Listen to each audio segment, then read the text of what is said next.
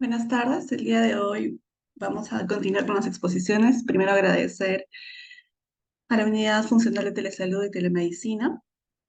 Soy Flor de María Calista Yahuacasi, cirujano oftalmólogo, asistente del Servicio de Oftalmología del Hospital Cayetano Media. El día de hoy vamos a hablar sobre un tema muy importante que aqueja a nuestra población, que es el desprendimiento de retina.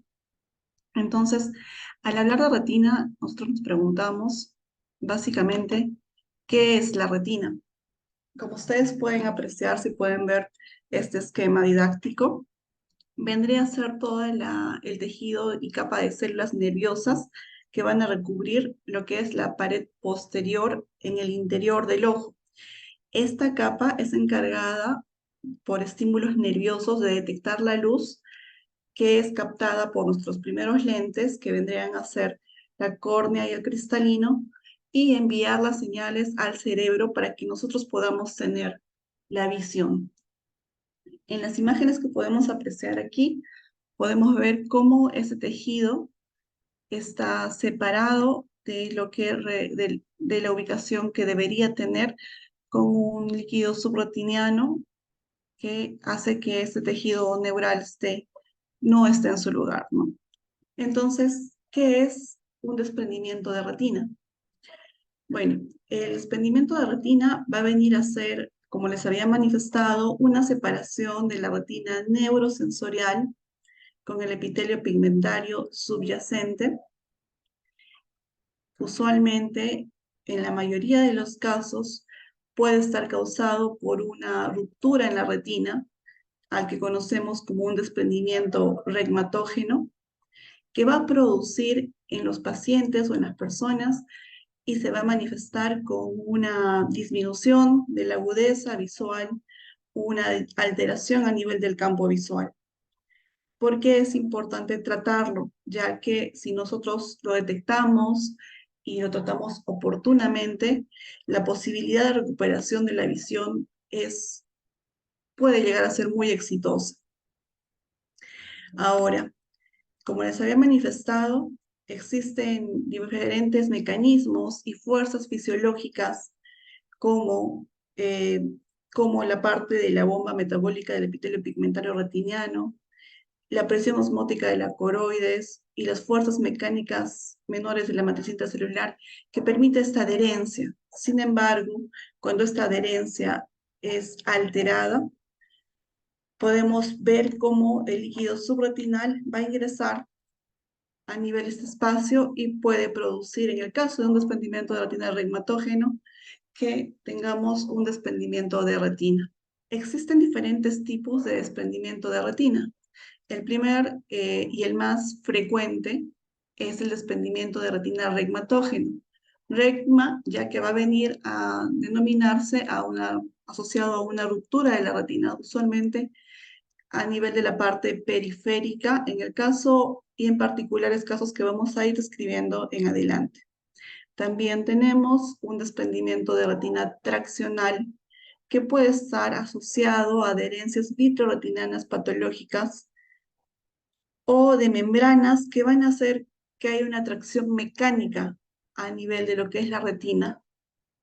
También tenemos un desprendimiento de retina exudativo, o también lo conocemos como un desprendimiento de retina seroso, que se va a producir por una inflamación a nivel de lo que es la coroides, donde se van a producir líquido subretinal, va a ser la producción mayor a lo normal. Puede ser producido por enfermedades autoinmunes, en el caso de pacientes con Bosco y Arada, por ejemplo, o en el caso también de inflamaciones o asociadas a tumoraciones, como son los melanomas. Dentro de lo que son las causas de los desprendimientos de retina, la primera causa del desprendimiento de retina regmatógeno podemos asociarlo a desprendimiento de vitrio posterior, que es normal que se presente en consecuencia del envejecimiento de nuestros ojos. También puede ser producido por heridas o cirugías intraoculares en pacientes con miopía o miopes altos que tengan lesiones que predisponen de adelgazamiento de las zonas periféricas de la retina, o tener el antecedente de haber sufrido desgarros previos o tener agujeros retinianos atróficos o antecedentes familiares. En el caso del desprendimiento reumatógeno, nos preguntamos si es que hay algún tipo de lesión, si existe un desgarro a nivel de la retina que es importante identificar. El tratamiento que le damos a estos casos son intervenciones quirúrgicas. En el caso de lo que son los desprendimientos traccionales, la causa más frecuente asociada es por una retinopatía diabética en pacientes que no llevan un buen control de su diabetes. En el caso también del extremo de la vida, en recién nacidos que son pretérminos, que pueden llegar a pesar menos de 1.500 gramos o haber nacido antes de la semana 32, tener antecedentes de requerimientos de oxígeno, de suplementación de oxígeno en unidades de cuidados intensivos. Son pacientes que son vulnerables a tener este tipo de desprendimiento. En este caso, no vamos a encontrar un desgarro. El tratamiento de elección es la vitrectomía.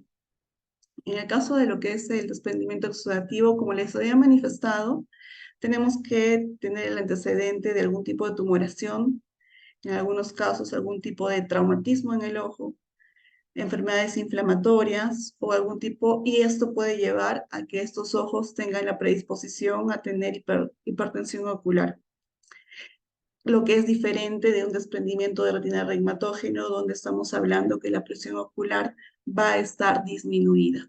En este caso no tenemos desgarro retiniano, no tenemos tracción retiniana. Lo que sí podemos, en lo que va dirigido nuestro tratamiento va a ser en identificar la patología de base y darle tratamiento. Muchas veces en los tratamientos exudativos, cuando son de causa autoinmunitaria, empezamos con el uso de lo que son corticoides o inmunosupresores. Como les había manifestado, la primera causa de desprendimiento de retina es el desprendimiento de retina reumatógeno. Sin embargo, tenemos como segunda causa al desprendimiento de retina traccional. Como ustedes pueden ver, esto se va a producir, estas tracciones vitroretinianas se van a producir mecánicamente, van a separar lo que es la retina neurosensorial de su epitelio pigmentario subyacente y se puede producir, como les había manifestado, en retinopatías diabéticas. Sin embargo, también en traumas oculares penetrantes en pacientes, como pueden ver el caso aquí en nuestra UCI neonatal, y pacientes que son recién nacidos pretérminos, de bajo peso al nacer, con condiciones que requieren oxígeno suplementario, muchas veces intubados, que pueden producir en una retinopatía de la prematuridad. También tenemos que este tipo de patologías producen lo que es una tracción a nivel de lo que es la retina. A nivel de la superficie pueden producir elevaciones. Usualmente esas tracciones son de características cóncavas, y lo que podemos ver que también se pueden formar cordones o fibrosis subretiniana, que está entre lo que es el EPR y la retina neurosensorial. Bueno, estas membranas usualmente están compuestas de lo que son fibroblastos, células gliales, que tienen una capacidad contráctil, que van a ser las que originan lo que es la atracción vitroretiniana. Luego también, como les había manifestado, tenemos el desprendimiento exudativo. En nuestra imagen clínica podemos ver este desprendimiento asociado a lo que es un melanoma a nivel coroideo. Puede ser, como les había manifestado, que se produzca debido a una acumulación de líquido subretinal que va a afectar a lo que es la coroides, el epitelio pigmentario de la retina. El epitelio pigmentario de la retina, su función principalmente va a ser la reabsorción de lo que es el líquido subretinal, y que va a tener como función mantener lo que es la adherencia retinal, ya que va a absorber el líquido subretinal a través de lo que son bombas de sodio y potasio. Va a estar utilizando un gradiente activo. Cuando esto, por alguna enfermedad neoplásica o inflamatoria, se disrumpe, podemos tener una acumulación de este líquido, pero básicamente el tratamiento en estas enfermedades, como lo había manifestado, es un tratamiento de la patología de base, un tratamiento médico. Vamos a hablar del desprendimiento de retina regmatógeno, que es el más frecuente, que afecta a nuestra población. Se dice que tiene una incidencia de 1 en 10.000 personas al año. La prevalencia, si tenemos un promedio de vida en nuestro país de 74 años, estamos hablando que puede darse en un 0,7%. Si un paciente ha tenido un desprendimiento de retina en un ojo, puede tener predisposición a que el siguiente, al que su ojo contralateral también en el 10% de los casos pueda tener un desprendimiento de retina. Es muy poco frecuente que se dé en menores de 20 años. Usualmente se está asociado a lo que va a venir a ser traumatismos en edad de pacientes jóvenes por traumas de globo ocular cerrado, traumas de globo ocular abierto entre 20 a 30 años, donde puede aumentar lo que es su incidencia, de que puede llegar a variar más o menos entre 1 a 2, 1 a 2%. También tenemos los pacientes que son miopes. Los pacientes que son miopes, miopes altos, su incidencia anual puede variar desde 0,7 hasta el 5%. Y pacientes que se han sometido a procedimientos quirúrgicos como antecedente a una cirugía de catarata, podemos ver que sin complicación la cirugía de catarata ya de por sí es un factor de riesgo para que el paciente pueda presentar un desprendimiento de retina 1%. Sin embargo, si es que ha habido complicaciones durante la cirugía, este riesgo se puede duplicar o hasta triplicar en los pacientes que han sido operados. Es por eso que son importantes los controles, como ya lo habíamos visto en las anteriores charlas. Y también, bueno, indicar de que el desprendimiento de retina reumatógeno va aumentando de acuerdo a la edad que vamos presentando, es decir, en mayores de 50 años, ya que a esta edad existe la mayor frecuencia de lo que son los desprendimientos de vitreos posteriores asociados a la edad. Entonces, básicamente, la patogenia que podemos presentar en esta enfermedad, podemos ver cómo se presenta una ruptura retiniana en caso de vítreos que tienen una baja viscosidad. El vítreo usualmente es el gel que está comprendido en la cavidad posterior del globo ocular que le da la forma conformado por agua, lo que son fibras de colágeno tipo 2, proteoglicanos, iones sodio, potasio. Pero muchas veces al adquirir, yendo y teniendo más edad, estas fibras se van perdiendo de colágeno y se produce lo que se llama una cineresis vítrea. Esta cineresis vítrea se traduce como si fuese un líquido de lo que es gelatinoso a un líquido o un vítreo con baja viscosidad. Esto hace que en estos lugares de ruptura retiniana sea mucho más fácil que este vítreo pueda ingresar a este espacio subretiniano y hacer que haya esta separación entre la retina neurosensorial con el epitelio. Esta cinéresis se conoce como una liquefacción vítrea, usualmente más asociado a lo que van a venir a ser los desgarros, ya que estos desgarros, este vitro se adhiere a nivel del flap y puede ocasionar lo que es una atracción vitreoretiniana, produciendo que haya este líquido, como les había manifestado, pase hacia este espacio y produzca un desprendimiento de retina regmatógena. Existen, sí, lesiones que van a predisponer al desprendimiento de retina. Usualmente estas lesiones se dan más comúnmente en pacientes que tienen miopía. Un paciente con miope es un paciente que tiene una longitud axial, es decir, un tamaño de ojo mayor al de un paciente emétrope. En estos casos, estos ojos, si bien es cierto, son más grandes, tenemos que las estructuras intraoculares son mucho más débiles y esto usualmente a nivel periférico.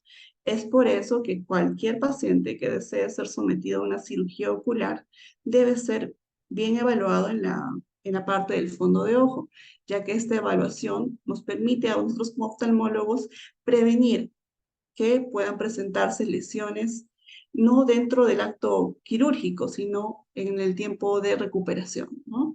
Y darle un mejor pronóstico visual a nuestros pacientes. Es por eso que debemos ver qué lesiones pueden producir o pueden ser predisponentes a un desprendimiento de retina. Como les había dicho, usualmente ocurren a nivel de lo que es la retina periférica y dentro de lo que son pacientes miopes, la más común es la degeneración en la tiz, que puede presentar agujeros. Entonces, si yo tengo estas lesiones periféricas tengo un riesgo mayor a tener desprendimiento de retina, efectivamente. ¿Y qué es lo que deberíamos prever? Deberíamos prever tratar estas lesiones. ¿Y cómo tratamos las lesiones? Muchas veces colocando láseres periféricos que nos permiten asegurar y sellar si es que tenemos algún tipo de agujero atrófico o opérculo, ¿no? Que pueden ser lesiones que raramente pueden producir desprendimiento, pero con una cirugía hacen que estas lesiones sean de mayor predisposición a sufrir desprendimientos de retina. Como les había manifestado, también se puede producir a nivel de lo que son las tracciones vitroretinianas, a nivel de lo que son los desgarros retinianos en herradura, que eso sí, una vez identificados, deben sí tener tratamiento. Podemos hacer algo cuando tenemos un desprendimiento de vitrio posterior, podemos tratar un desprendimiento de vitrio posterior. Usualmente no, ¿no? El desprendimiento de vitrio posterior va a darse por la edad que uno va adquiriendo, ¿no? Como les había manifestado, a partir de los 50 años, esta cinéresis vitrea va a presentarse en la mayoría de personas y muchos de los síntomas se va a asociar a lo que son flotantes a nivel de nuestro campo visual, que muchas veces lo describimos como moscas volantes o miodesopsias.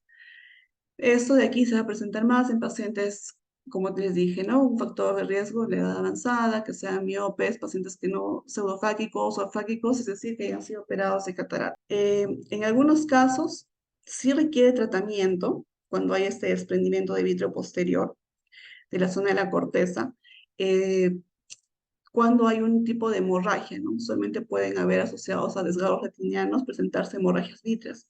En esos casos sí corresponde dar un tratamiento que es una vitrectomía, que es extraer todo el gel vítreo que se encuentra ocupando la cavidad posterior del ojo y reemplazarlo por algún tipo de solución salina balanceada o algún tipo de gas, pero solamente en estos casos, ¿no? Ya que operar este desprendimiento de vitrio porque me produce una distorsión visual en cuanto a lo que son moscas volantes, no es muy recomendado porque también hay complicaciones que pueden afectar al ojo, que pueden ser muy severas y llevar a la pérdida de la estructura ocular.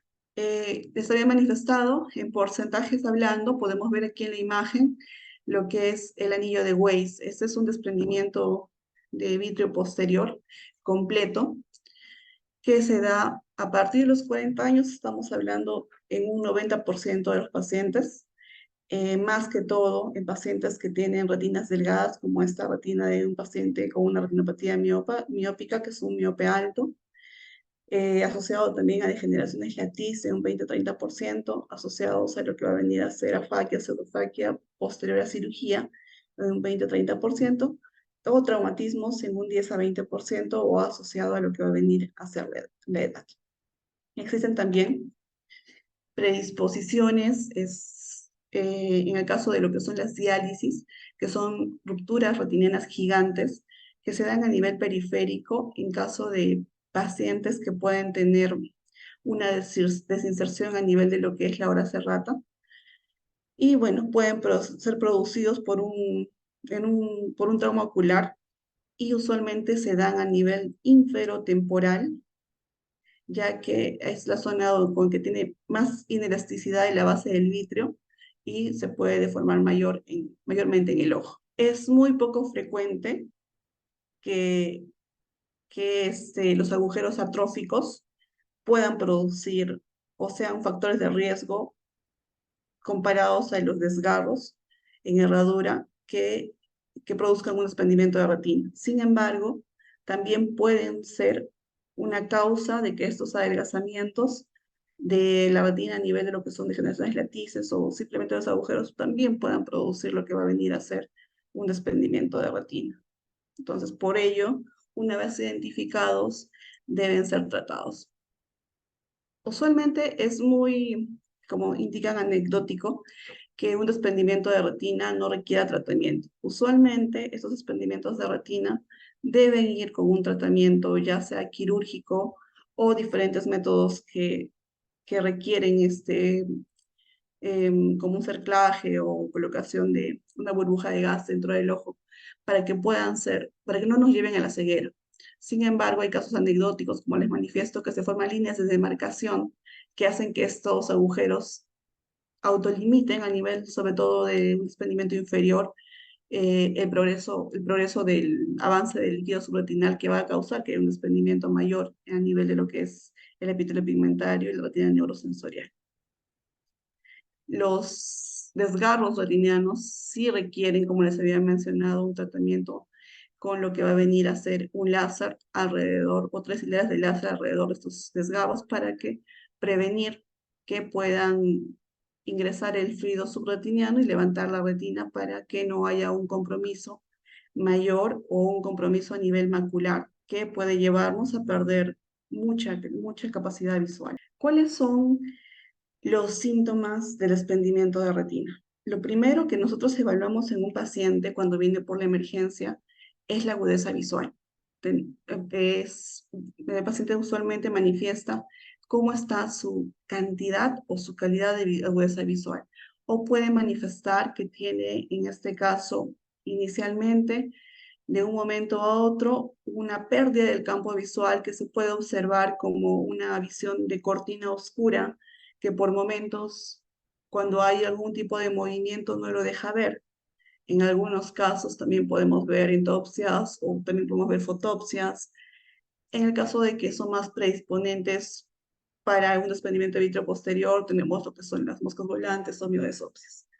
Pero es importante ver siempre y evaluar, preguntarle al paciente que si percibe que ha disminuido su agudeza visual o siente que hay algún tipo de disminución de su campo visual, ¿no? Muchas veces los pacientes también manifiestan que no veo por la zona superior o solamente veo por la parte inferior o por un costado, ¿no?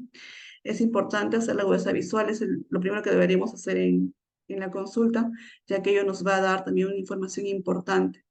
Si es que tenemos una agudeza visual que se ha perdido eh, con una gran cantidad, podemos interpretar sin haber hecho un fondo de ojo que tenemos algún compromiso a nivel de lo que es la mácula, ¿no? Que al nivel de la mácula tenemos una importante cantidad de fotorreceptores como son los conos. Entonces ahí nos habla más de severidad y de más tiempo de estos síntomas. Muchos pacientes no se dan cuenta de que la visión de un ojito ha disminuido porque estamos trabajando con un solo ojo, ¿no? Entonces solamente cuando se les hace la agudeza visual de forma monocular, pueden manifestar que en realidad sienten que realmente un ojito no está ayudando, ¿no?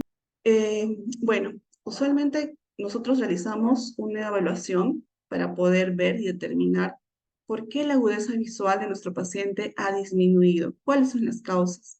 Muchas veces nosotros encontramos en un fondo de ojo, porque la exploración que hace básicamente el oftalmólogo para identificar si que tenemos, qué lesiones tenemos en la retina, descartando lesiones que afecten a lo que es la córnea o lo que afecten al cristalino, nos vamos y pensamos en la retina, ¿no? Entonces muchas veces podemos encontrar pliegues retinales, podemos encontrar un cambio de la coloración de la retina, buscamos usualmente en la zona periférica lo que son agujeros desgarros, o cuando vemos que hay algún tipo de pérdida de visión antigua, vemos cómo están las pupilas también, es muy importante evaluarlas, ¿no? Usualmente en la primera imagen pueden ver cómo aquí ha habido una zona de ruptura retiniana, ¿no? Pero en este caso solamente el vitro está adherido a nivel de lo que va a venir a ser el nervio óptico y ya la mácula se ha desprendido. En cambio aquí todavía tenemos un desprendimiento a nivel de la retina superior, nada más, y la mácula todavía está conservada. ¿Cómo realizamos el diagnóstico? Usualmente, bueno, lo que nosotros realizamos es la oftalmoscopía indirecta. Lo podemos evaluar con lo que va a venir a ser un oftalmoscopio indirecto binocular o con nuestra lupa de 90, con la biomicroscopía en consultorio, que nos permite apreciar y observar en qué zona se ha producido esta ruptura. Es muy importante identificar. Bien, vemos que tenemos un desprendimiento de retina, pero es importante para el tratamiento y el manejo clasificar si es un tipo de desprendimiento de retina regmatógeno. Tenemos que esforzarnos por buscar el regma, el agujero, la zona donde se ha roto la retina. O si tenemos el antecedente de ser un paciente de largo del largo proceso de la diabetes que no se está controlando bien, también tenemos que identificar si es una retina traccional, un desprendimiento de retina traccional. O si en el caso de que no encontramos un desprendimiento reumatógeno y la pérdida visual ha sido muy rápida y vemos que el paciente tiene algún tipo de lesión, ver y identificar también si estamos hablando de un desprendimiento de retina exudativa, porque como ya les había manifestado, el manejo es diferente. Ahora, puede ser y puede ocurrir que muchas veces haya una hemorragia dentro del globo ocular que no nos permita hacer un fondo de ojo. En esos casos, si nosotros no identificamos una ruptura o un agujero y no nos permite ver la estructura de la retina, en la retina central, la retina periférica, lo indicado es hacer una ecografía ocular. En la ecografía ocular podemos ver si la retina está aplicada o está separada de su epitelio pigmentar. ¿Por qué es importante para nosotros? ¿Por qué es importante para nosotros tratar, identificar, diagnosticar un desprendimiento de retina? Lo primero, porque nosotros sí lo consideramos como una urgencia oftalmológica, ya que de no recibir un tratamiento oportuno, la pérdida de visión puede ser severa o incluso el paciente puede perder el globo ocular. A esto no solamente vamos a agregarle que este ojo ya no queda funcional, sino también pueden haber alteraciones secundarias como una tisis búlbica, es decir, que el globo ocular va, por haber perdido la función, va perdiendo su volumen, se va haciendo más pequeño y también lleva a una complicación estética para el paciente. Tenemos que siempre preguntar cuál es la historia del trauma ocular, si han habido enfermedades oculares anteriores, si hay enfermedades sistémicas o alguna historia familiar de algún evento que haya ocurrido similar en otros parientes. Usualmente, dar un tratamiento oportuno a un desprendimiento de retina, eh, que no tenga un compromiso a nivel de la mácula, como pueden ver en esta imagen, nos da un pronóstico favorable. Es decir, ¿a qué se debe el pronóstico favorable? El pronóstico favorable con un procedimiento quirúrgico donde logremos reaplicar la retina y darle la conformidad anatómica normal, puede hacer que el paciente en un 50% de sus casos pueda recuperar su agudeza visual entre un 20 o un 20-50, que es una agudeza visual dentro de todo aceptable. Pero si es que vienen pacientes que no han pensado o, bueno, no se han dado cuenta de que un ojito no ha estado viendo por mucho tiempo, la posibilidad de la recuperación visual cada vez se va alejando más. Entonces, es importante identificar para nosotros que este desprendimiento no haya comprometido lo que es la mácula. Y de ser así, bueno, también informar al paciente cuán comprometida está su salud visual y cuánto porcentaje de recuperación tiene como una posibilidad quirúrgica en muchos de los casos, ¿no? Como les había manifestado, existen diferentes opciones quirúrgicas. Dentro de las opciones quirúrgicas, para lo que va a venir a ser un desprendimiento de retina de tipo traccional, usualmente tenemos lo que es las vitrectomías vía pars plana, que en realidad se realizan utilizando unos trócares que nos permiten, con un equipo de vitrector, que actualmente tienen cortes bastante profusos, estamos hablando de 20.000 cortes por minuto, sacar y extraer todo lo que es el vitro que está produciendo esta adherencia, bueno, la mayor cantidad de vitro en realidad, ¿no? Para luego colocar una sustancia que nos ayude a replicar la retina. Usualmente se utilizan diferentes tipos de sustancias, ¿no? Por ejemplo, tenemos soluciones salinas balanceadas, pero muchas veces se utiliza gas, perfluorocarbono o se utiliza aceite de silicón, que posteriormente también debe ser retirado una vez se haya cumplido con el objetivo de la replicación de la retina. También existen en pacientes operaciones combinadas con la vitrectomía, como los cerclajes esclerales, que permiten que haya un mayor acercamiento cuando son globos oculares grandes, de lo que va a venir a ser es el epitelio pigmentario retiniano con la retina neurosensorial. Y en algunos casos, así, en algunos casos especiales, ya casi no se explica mucho lo que es la retinopexia neumática, ¿no? Y bueno, el día de hoy es una charla muy breve, pero espero que les haya sido informativa para la parte de lo que es el desprendimiento de retina.